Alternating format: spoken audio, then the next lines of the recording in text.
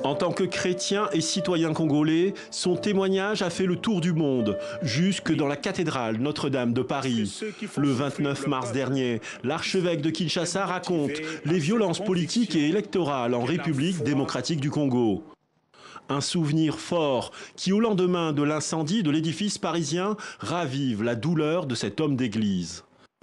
Ces bâtiments, pour nous, le croyant, le chrétien, surtout catholique, représente la présence de Dieu parmi les hommes. Et voir un bâtiment pareil partir en fumée, c'est comme si on assistait au meurtre de sa propre mère.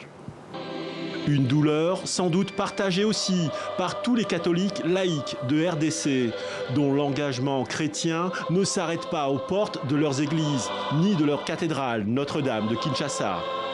Reconnaissable entre toutes, la flèche de la cathédrale Saint-Paul d'Abidjan s'éveille un peu orpheline de celle tombée du haut de ses 96 mètres à Paris au plus fort de l'incendie.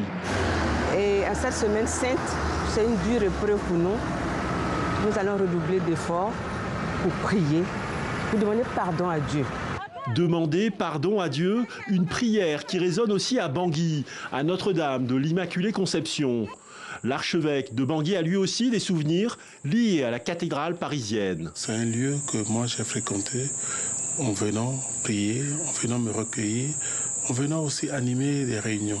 Nous commençons la semaine sainte, je m'associe à la souffrance, je suis solidaire de mes frères français et surtout de ceux de Paris. Finalement de l'humanité entière. Ce qui pourrait être fait, nous attendons être en communion avec l'archevêque de Paris. Quand il aura lancé un appel, eh bien, nous apporterons notre contribution. De Kinshasa à Bangui, en passant par Abidjan, sur tout le continent, les catholiques, les chrétiens, tous touchés au cœur, affichent plus que jamais leur solidarité et leur foi.